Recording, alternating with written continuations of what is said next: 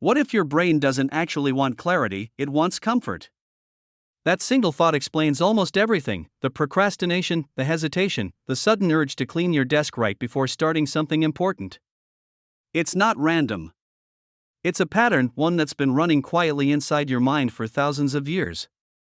See, clarity sounds noble. It sounds like focus, truth, purpose. But to your brain, clarity is danger. It means uncertainty, risk, and change, all things that once could have gotten you killed. Comfort, on the other hand, feels safe, predictable, familiar. The brain loves familiar. It's the one place it doesn't have to think too hard. That's why you can crave a better life while staying exactly where you are. You tell yourself you want change, but the moment you move toward it, your body tightens, your thoughts scatter, and suddenly there's something else you need to do first. You open your laptop to work, but somehow end up reorganizing your tabs. You plan to read, but your phone just buzzed for a second. You decide to start, but your brain whispers, "Not yet. You're not ready."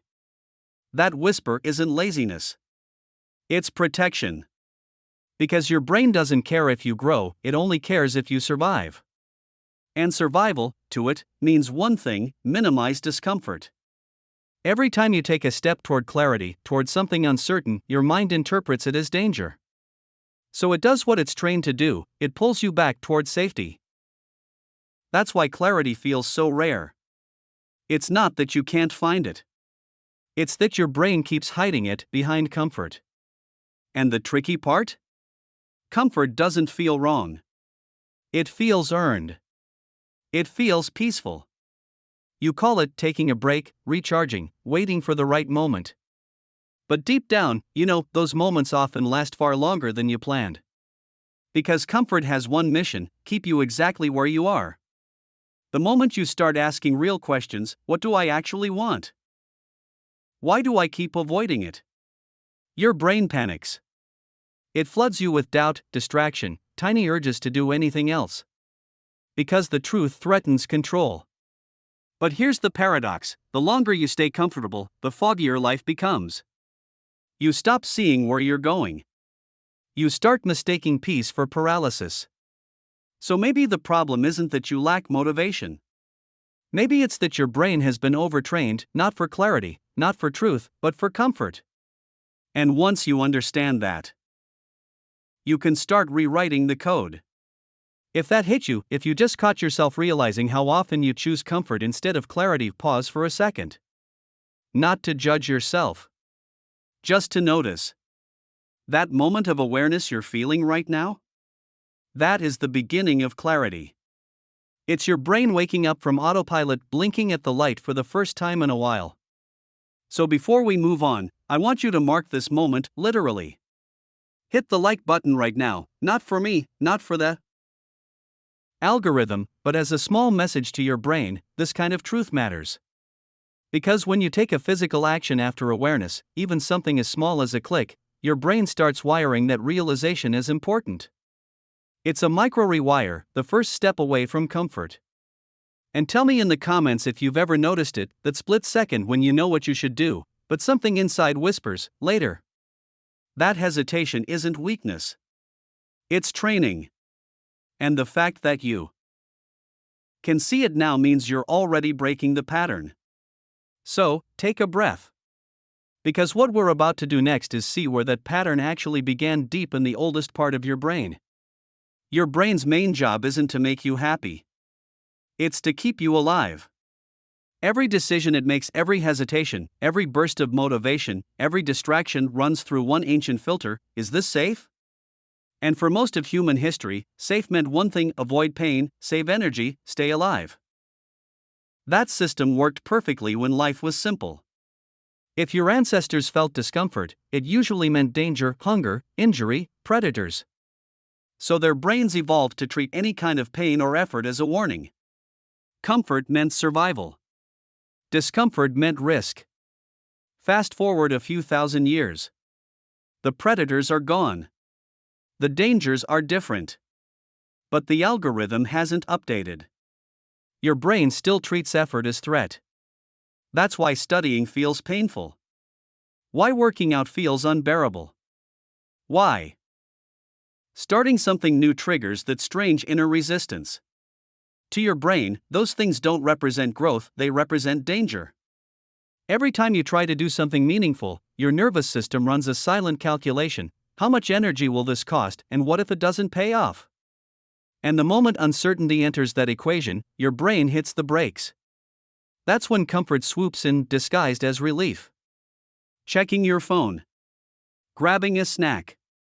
Telling yourself you'll start later. They all give you the same chemical reward, a small hit of dopamine that says, "Good job. You stayed safe." It's not laziness, it's strategy. A survival algorithm written for a world that no longer exists. Your brain still believes comfort equals safety, and clarity equals risk. The irony? That same instinct that once kept you alive, now quietly keeps you stuck. You're not broken. You're outdated. And the first step out of that loop is realizing that your brain isn't trying to sabotage you, it's trying to protect you. It just doesn't know the world has changed. Comfort feels safe because it feels familiar. That's the trick. Your brain doesn't just crave pleasure, it craves predictability. When life feels uncertain, even slightly, it looks for something it already knows: the same app, the same routine, the same little loop that makes reality feel manageable. Scrolling doesn't just distract you, it stabilizes you. It tells your brain, "We know how this works. We're okay." That's why comfort feels like control. It gives you a false sense of certainty in a world that keeps changing faster than your nervous system can handle. Think about it. You might not love your habits, but you love knowing what to expect from them. You know exactly what your phone will show you, how your favorite snacks will taste, how your bed will feel when you stay there a little too long. That predictability soothes your amygdala, the brain's threat detector, convincing it that nothing bad will happen as long as you don't change too much. But here's the catch: when you choose comfort, you're not choosing peace. You're choosing the absence of uncertainty. And that's not the same thing. The brain rewards you for that choice every single time. It releases dopamine, the molecule of good job. That's why you feel calm for a second after giving in to distraction. It's not because it's good for you, it's because your brain thinks you just avoided danger. Comfort becomes a feedback loop. You feel uncertain, you reach for the familiar, you feel relief, your brain learns, this is safety. And the more you repeat that pattern, the harder it becomes to step outside of it. You start mistaking stillness for safety, familiarity for peace, control for clarity. But control isn't clarity, it's containment. It keeps your world small enough for your fear to manage. And here's the quiet tragedy: the more you chase comfort, the smaller your life becomes. Not because you don't have potential, but because your brain has convinced you that calm only exists inside the cage.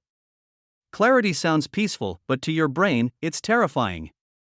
Because real clarity doesn't just reveal truth. It demands change. And change means uncertainty. The moment you see clearly that you're unhappy in your job, stuck in a routine, avoiding your potential, your brain sounds the alarm. Not because it hates truth, but because truth forces you to move. And movement means risk. That's why insight often hurts before it helps.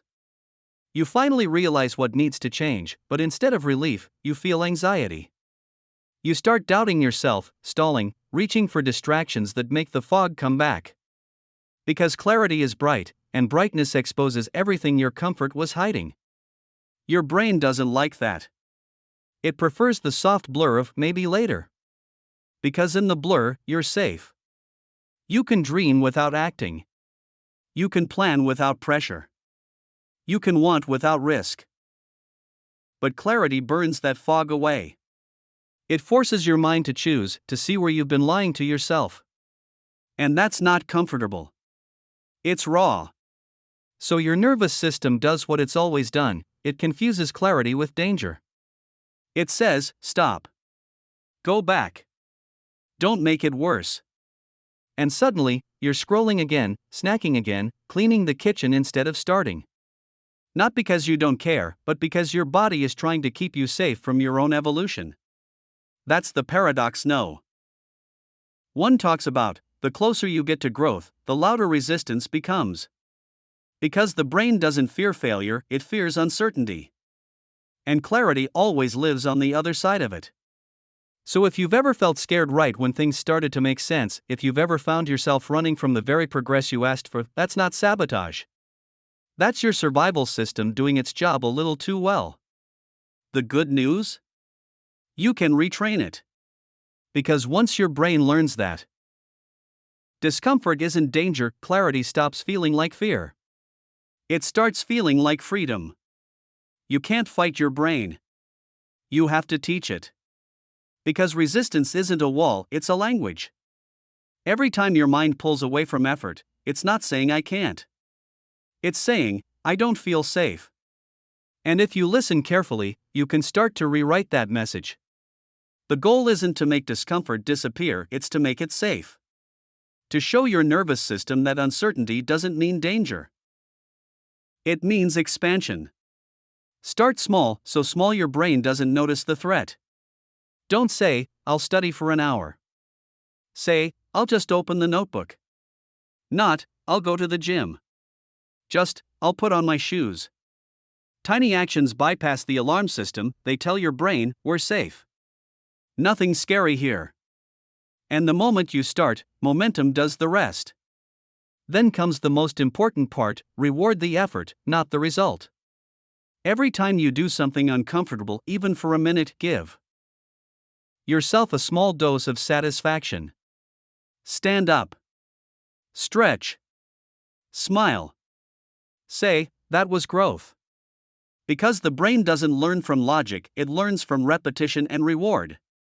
If you teach it that effort feels good, it will start craving effort.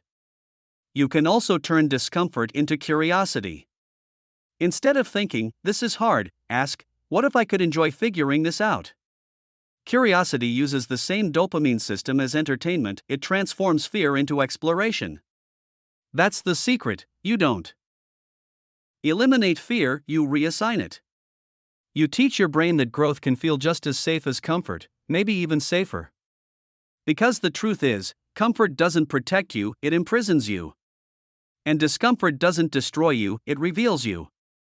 Once your brain feels safe in that truth, effort stops being a fight. It becomes flow. Clarity isn't about knowing everything. It's about being calm enough to see what's already there. When your brain stops panicking, when effort stops feeling like danger, something quiet happens, focus stops being forced. It starts to flow. You're no longer chasing motivation. You're simply moving with direction. This is what it feels like when comfort turns into clarity, not a sudden revelation, but a slow exhale.